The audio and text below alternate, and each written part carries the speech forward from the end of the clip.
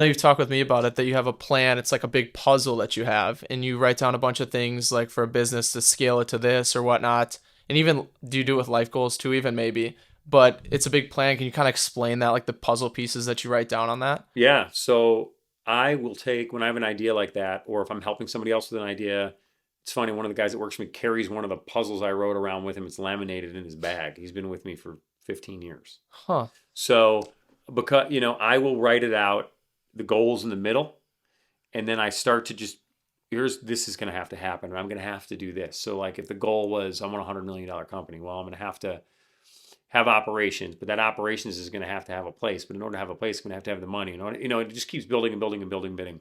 And sometimes I have the opportunity to talk to kids about entrepreneurship, right?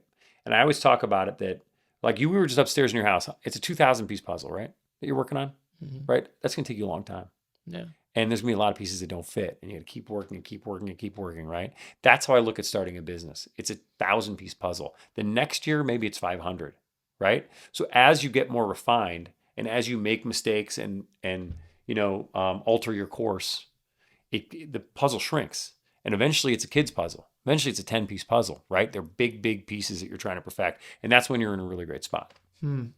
Where's the spot that you start? How do you start with the puzzle? I feel like in my mind, there's so many directions. At least with social media and stuff now, there's so many directions that somebody can go, and it's like a paradox of choices where there's too many businesses that I could start, or too many ideas in my head that I don't even have time or like a thought to write down. Like where do I start? Well, if you have your idea, if it was, you know, you have your surfing company, right? Mm-hmm. And right now your surfing company is teaching folks in the summer, right? Mm-hmm. But maybe that idea is it's franchised, right? Or maybe that idea is that it's also got a clothing line. And maybe that idea is that it's gonna build into more of a lifestyle situation, right? And it's offering experiences to people that you are spearheading or whatever, right? Mm-hmm.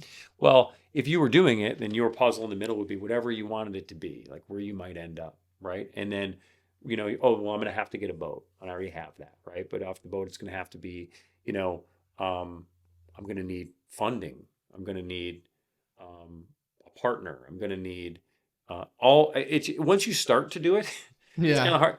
Once every one of those legs has two more and three more legs. That you Mm-hmm. start to realize the outer part of that puzzle is probably what you're doing now. The inner part of that puzzle is where you want to get to. Yeah. How You many know what I'm years do saying? you think it would take to get to there? I've heard some people say 7 years, 10 years, and a lot of practice with a book I'm reading right